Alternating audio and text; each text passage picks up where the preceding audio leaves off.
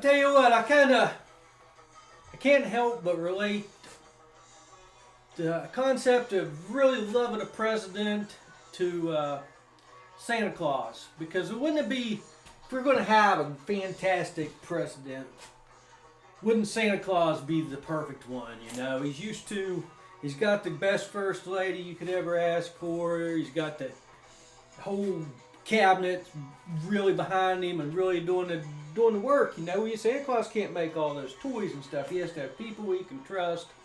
He's got the reindeers, sort of like his military. You know, they get there and they got the armed force. You know, the equipment they have. They got the sleigh. They got the bag. Do everything. Go down every chimney. They know where everything's at. Everything's mapped out, planned out. And Santa Claus is on top of it all. Now, I feel bad for I was lucky. I feel super duper lucky because, you know, back when I really believed in the president was like when I was a kid. It was Ronald Reagan, and Ronald Reagan. When you believe in the president, it's kind of like believing in professional wrestling. You know, it is nothing else can compare to it. If you believe in professional wrestling, why would you watch boxing? Why would you watch MMA? That stuff is lame because it doesn't have all the magic and the best stuff, you know. So, president, Ronald Reagan, when you believed in a president, he was perfect. He was just, you liked the guy. He was strong but nice. He wasn't the brilliant guy he didn't need to be because he was smart enough and good-hearted enough that the people around him were going to do what he wanted to do. And we had the biggest enemy at the time, you know. We were fighting. Russia was the enemy, the biggest country in the world, like biggest. So it's like, wow, we were the underdogs.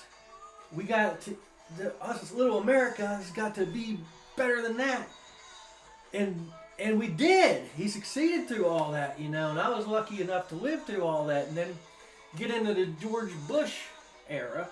George Bush Sr. came after him. And I was like, well, Ronald Reagan was real, and then Bush gets in there. It's like, he didn't have none of the flair, none of the heart. He was kind of like, you know, just. It was easy to make fun of. I mean, Ronald Reagan they made fun of. It's like, oh, why are you doing that? And then George Bush Sr. they make fun of him, and you're like, yeah, get him. But see, we didn't ever the war we won against Russia. We didn't do it with armed forces, is a crazy thing. At the time, you know, when I really believed in the president, I believed that it was his policies and his diplomacy and everything that did it. But it didn't happen that way. That's not how that war got won. But now when we got George Bush goes in there, all of a sudden we do go to a war, but it wasn't with Russia, it was with Iraq. It's like, and that was confusing because during the Reagan years, they were the good guys. Like, it was like, you had the Iron Sheik, that would have been Iran. You didn't really have in professional wrestling a good era, but say you had Shimmy the Shepherd, you know, who wasn't the Iron Sheik. He was just a strong shepherd that got strong by taking care of his goats and stuff like that, and the sheik wanted to come in and just take over his land, and he didn't want to fight, but he had to because they're trying to run his goats off. That's what you thought of as Iraq. Okay, so pretend to wait a minute, we're going to war with Iraq. That was confusing, but nonetheless, that's when it really started to relate to professional wrestling because you know he didn't have the great president, the strong president like he had with Reagan, where you just loved him. They still had the production company, like the McMahon production crew of wrestling could have been in there doing that because first we're issuing a desert warning. Ooh, Iraq, this is a warning. It's like, but nonetheless, it was like Hulk Hogan challenging some guy out of the crowd to a fight. It's like, well, yeah, we're going to win, but he's going to be dumb enough to like realize that get out of there if it's real, you know, so he's not going to fight. It's like, oh, you didn't leave the audience. Now it's a desert storm, and Hulk Hogan goes over the ring, and just thumps some skinny guy in the crowd, just thumps the shit out of him. It's like, gee, it seemed like a big flex. Like we couldn't get anybody to fight with us anymore. It's like, well now, it didn't feel like, I didn't feel like the good guys so much anymore. It's like, well, wait a minute, what did we really do that for? It's like, well, we did it for oil. They didn't really make a bone about it. That's what we were there for, is over oil.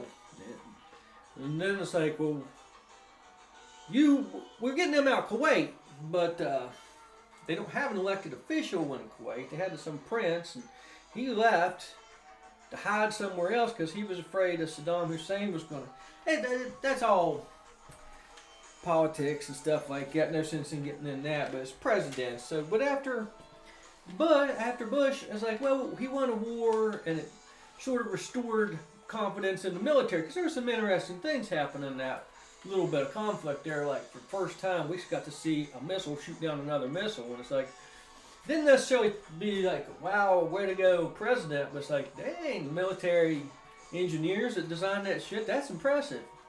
We had, because we knew they had the Scud missiles because we gave them to them. Iraq, that's where they got the missiles they shot at us. But we had the Patriot missile that shot down the Scud missiles, most of them. Shot down most of them that they shot. So that was pretty cool. So I thought he'd win re-election just because we won a war, but nah, some people didn't like him. Well, he wasn't Ronald Reagan, that's for damn sure. He wasn't the lovable guy that you could just really get behind of. Like, Ronald Reagan had sort of this John Wayne thing going for him. And he was from that era, and he was in Western movies and stuff, so he had that. And Bush Sr. didn't have that at all. Well, then after that, we get Clinton. And Clinton, well, see, by this time, I'm sort of like, I see it with the Desert Storm and the Desert Warning. It's like too much like wrestling. It's like, I don't care. And plus, it's like, I kind of felt like the production crew for the Republican Party was better than the Democrat Party. Is like, felt like they were really trying to do something in there, but they really couldn't, because I was realizing that the president himself wasn't the mastermind of it, and couldn't be the mastermind of it, because they only got a limited number of years to be in there, where you got your generals and stuff like that, and other people in politics that are lifetimers, and it's like, it's hard. So you're not to think you're going to go in there and change the system is to think you're going to get hired as manager of 7-Eleven and change the way the company's ran. It's like, you can be a good man, you got your limited amount of power to run it efficiently, but to go in there, you're not going to go in there and all of a sudden it be 5 to 6, it's still going to be 7-Eleven. So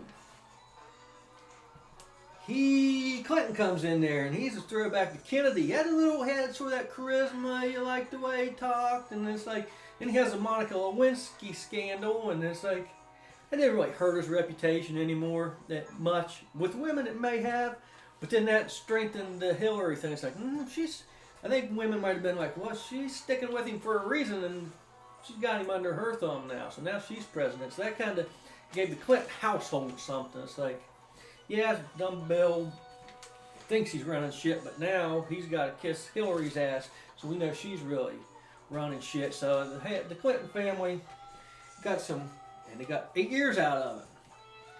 So then after that, though, nothing was really changed in the world, and so the Democrats are like, they didn't have a lot of enthusiasm to get another Democrat in there right away, so they had John Kerry come out of that next, and maybe, but so then Bush Jr. comes in there, and it's like, what? How's he coming up like that? So he runs against Al Gore. And Al Gore, for me, Al Gore had, I think it was Mickey Hart and Jerry Garcia ate dinner at Al Gore's house one day. And I'm like, well, that was enough said for me. It's like, since presidents ain't all that anyhow, a president that's had dinner with some of the Grateful Dead guys is good enough for me. So I really wanted Al Gore to win that, and then it seemed like he did. Like, he even announced he was the winner at one point, but then it changed, and it's like, so it's like, wait a minute, it changed it?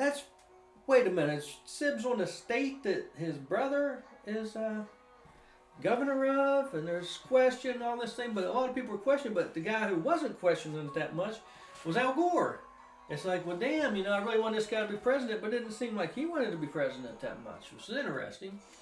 And but he had his own thing going on, and it was the global warming thing.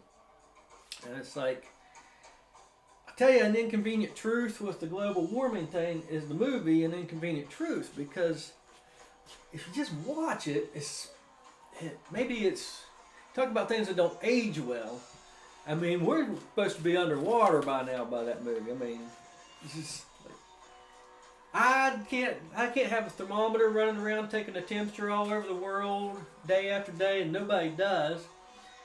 The most of the temperatures being taken are airports, and airports got, a lot of concrete around them, and anybody that walks across blacktop a lot, it's hot. It's really hot, and they keep spreading out more and more concrete around where they're taking the temperatures out.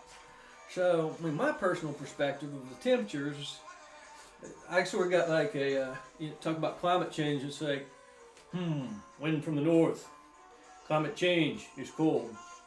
Wind from the south, climate change is warm. That's the climate change I typically experience. But, like I say, I'm not a scientist to run around taking all these temperatures. And Al Gore was in there anyhow, and we had George Bush Jr. comes in. And George Bush Jr., he was an interesting guy, because we go to war pretty soon after he gets in there. Not very long. It's like, wow, you really knew that the Republicans were back in there, but they weren't so behind the scenes anymore. They're ready to be the stars, especially behind Junior, because he didn't come across. He was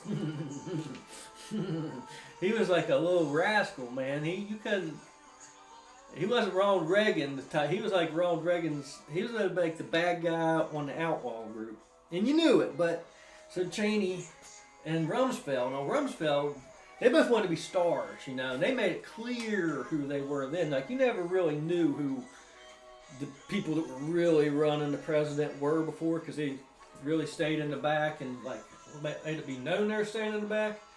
But with Junior in there, they like to step up there and whisper in his ear, and then step back and be like that.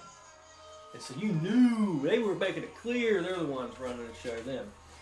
And right back to the military stuff, but it's like, it was always hard for me to believe, because I met a couple Muslim guys there before, and there's always talk about terrorism, what the Muslims might be up to. And I talked to the Muslim guys that were, of course, they were in America now. One of them, his name was Muhammad, imagine that. But his family had traded a farm animal to get the money to get him to America. I thought that was like, wow, that's really cool, It's like third world shit,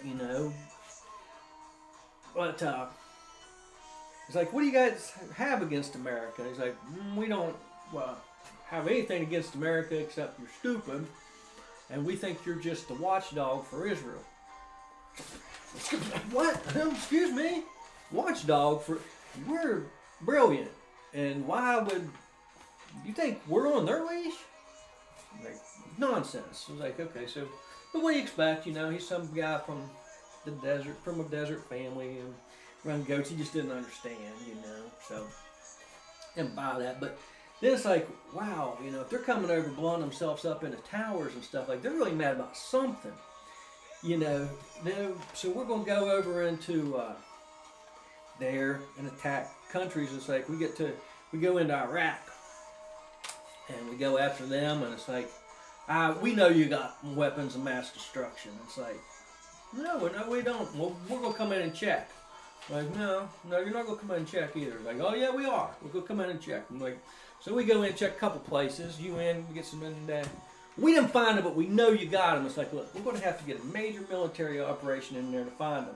So we drop the paratroopers in. We drop everything. And it's like, I believe we really did think that they had them, because it's like, finally the guys advising, damn, dude, we gave you Scud missiles. Didn't you even at least like take one apart and see how we made that? And they're like, we got ghosts to take care of and stuff, man. It's like, but here's the problem, is like, you're not going to stop the type of hate it would take to come to America and blow yourself up, how angry you have to be to do that, and how it's like, well, you think about it, it's like if you lose your family, your children get shot up, now you're that angry.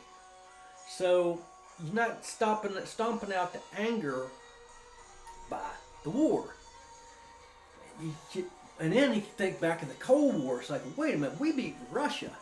It's like, who beat Russia? It's like, well, Michael Jackson and Prince beat Russia. If you think about it, it's like, because when it came time for Russia to have to fight us, it's like they're like imitating America, man. They're like doing the moonwalk and shit. They loved it. They come to love America. They didn't hate us enough to come over here and kill us. They hate us enough to come over here and blow us up and stuff. But why didn't they hate us enough? Because our artists were good and they liked them. And so the Cold War is a brilliant way to fight, but Michael Jackson and Prince didn't go get their oil's the problem, you know. It's like if you need, that country's got something you want and need, then the Cold War doesn't work. But if you go over and take something from somebody, then I'm not so sure you're the good guy no more. It's like, so, and the Republicans seem to be the ones that do that. And then after Bush Jr. comes out, is in there and does his time, then Obama gets elected, and I'm like, oh shit. And not because of anything I was afraid he would do. I was scared to death that somebody would shoot Obama. It's like, this would be bad. This is I mean, oh God, please don't nobody kill Obama, please. Because I'm worried about real fighting shit here in America. I'm not afraid of. Even if a dozen Muslims come over and blow themselves up, the chances of it killing a loved one is just like terrorism. It might make you afraid. That's kind of like Wuhan. You drop a vial of a virus somewhere, saying Wuhan, it might kill 50 people real fast, but the thing, the way viruses work is they get weaker each time they're transmitted, you know, because when you pass along the virus to the next person, you pass along the virus, but your immune system's already fighting the virus as it gets passed along. And then each time it gets passed, the immunity is just like a little gang of them's jumping on that virus, and so that by the time it goes to the next one, even though the virus might be badass son of a bitch, it might be like a rhinoceros against rats, but you get a few million rats around the rhinoceros, they're going to take that bitch down no matter how bad that rhinoceros was to begin with. So, anyhow, terrorism is like that. It's like you can't, dropping a rhino isn't going, in New York City, isn't going to kill all the rats. So, or the roaches, or the pigeons. You know, if there's anything that there's enough of, you can create a fear. And public, like, look, get a camera on it, like, look at that giant rhinoceros. Now, aren't you afraid? It's like, well, I'd be afraid if I wasn't watching it on TV. If I was seeing it running at me, damn right I'd be afraid. But watching it on TV, it's like, no, I'm not scared. So, but if Obama was to have been assassinated, that would have been a scary freaking situation. It never even ever occurred to me that he could have been in on some shit too. And so like only after comes out he got Osama bin Laden, he took him out and everything, and then like later after it's over and I find out the BP oil contributed more money to the Obama campaign than any other campaign that it contributed to. It's like, oh shit. You mean they put him in there to just get the black community in favor of war in the Middle East? Son of a brick. It's like now both sides are on. Now it's like Uncle Sam isn't Uncle Sam. He's a cardboard cutout, and there's two arms sticking to it. One of them says Republican, one of them says Democrat, and they give you Republican, Democrat, Republican. I call it ain't the two-party system anymore. It's the 1-2 punch, you know. So the last thing they want you to know the last thing they want you to do is be in the middle and try and be like, well, wait a minute, I see what they're saying. Oh, I understand what they're saying too. Like, let's talk this out. And it comes down to just a couple issues, really.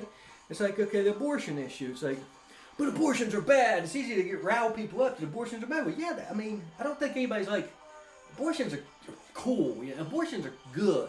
It's like, but you got a girl in a situation where she's got a baby that she doesn't want, and that's a bad situation too. So how you convince people the way to handle that is to go down and stick out signs in front of an abortion clinic like, abortions are evil, you gotta help her get an abortion. It's like, the girl already feels bad. Now you think that makes you come across as good? It's like, oh, I want to get my life straight with Jesus because look how straight their lives are with him. They're like spreading their hatred and stuff on me. So that doesn't even seem like any religion's way to do it, you know. And I think it, but I don't, not saying that there isn't good things religions can do in that situation. It seems to be that you could be, rather than protesting the abortion clinic, like try and set up networks of support. And there are, believe me, there are Christians and maybe Muslims and Jewish people and all kinds of people that are doing that for girls, and that's a beautiful thing that they do that.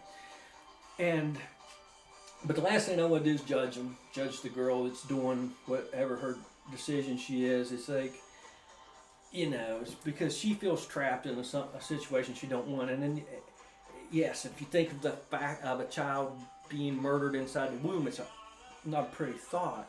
But a child growing up unloved isn't a pretty thought either, you know. And if you think of it in the terms of a soul, and you believe in a soul, and you believe in heaven and stuff like that, well, then the worst thing that's happening to that child is it's getting sent back to the Creator, because you don't, the child's definitely without sin. If anybody is innocent and pure, it's an unborn child. So you shouldn't worry about the soul. If the soul is what you really believe is important, then you shouldn't feel that the evil, you should worry about the girl feeling evil afterwards or before, you know. These are the things you got to worry about there. So this is what I'm saying, be talking on the fence to like understand both sides of a situation. Yes, you can do something to fight for pro-life. And it's like reinforce and support life. And you can be a girl who has a right to make her decision in her life. You know, talk that out and don't fight about it, especially for that poor girl's sake. Okay, so that's one. And then the other one is gay marriage. It's like, it's an holy institution of God, and you can't let the gays do that, and that's not a real marriage, and this and that. But here's the situation with marriage, okay? 50% of the legal marriages that are going on, when there's any of them, it end in divorce. So that means 50% of the time, people are wrong about whether or not their own marriages are real. So for somebody who's not even the one in the relationship getting married, to be like, that one's real, this one's not. How are you going to know if they don't know? And if they don't know themselves, if they're deciding, not only are we making a decision today, but this decision we make today is going to last to the end. And you might even know and feel that way in your heart, but you're not just saying you know that, you're saying you know that they know that. So that's an act of faith. You're having faith in that other person. So the government doesn't need to be concerned. If you believe it's a religious thing, then the government shouldn't be the one to do it, because we've got separation of church and state, and faith is a church. Even if your faith is in science, it's still faith. Okay, so maybe what the government needs to do in this situation is not be involved in marriages anyhow.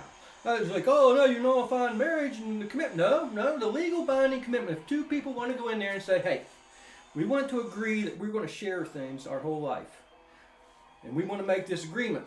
Okay, $25, we'll give you the paperwork that says it. Boom, go out the door. And if they come back 10 years later and say, oh, we decided we want that agreement nullified. It's like, okay, $25, nullify the agreement. Now you got the government's making money. Nobody hates them. They're doing what the people want them to do, and there's no fight over who it is. It can be whoever, whatever. 10 people go in there like, we're 10 people. We want to make this agreement that we're all going to share our things together. And I'm going to say, okay, well, 25, 25, 25, 25. But see, now you're making more money. So anyway, it comes out, the government comes out to benefit. Now you got some more money coming in. You don't have fights between gay marriage and straight marriage and nothing like that, because the government's not marrying people no more. People are marrying people. And then, see, now we're taking care of things down the middle. But why doesn't this work? Is because there's some people that need the fight to go on. Some people want to fight. And haven't you seen it? I ain't the one to say it. Everybody's seen it. You know, when people start trying to bring people together, that's when they run into conflicts because some people want that fight.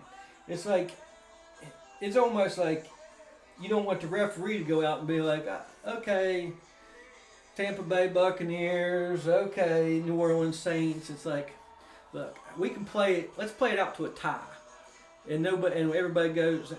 Well, the fans lose in that situation. So the people who love to fight, that's what we got sports for. So we can have fights that people are agreed on, and because we like that, and it's a great way.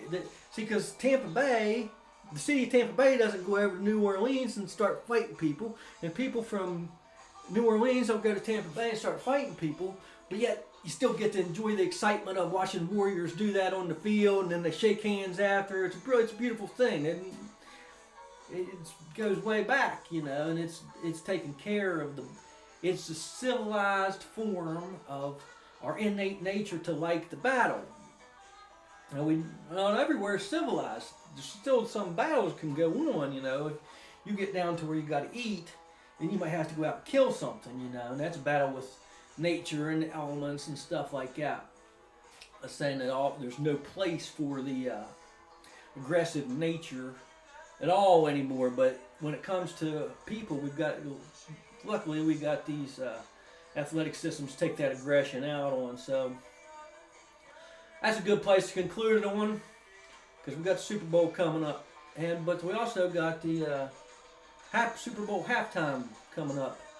And that's going to be a pretty cool thing too. And those artists bring a lot of people together too. So, God bless America.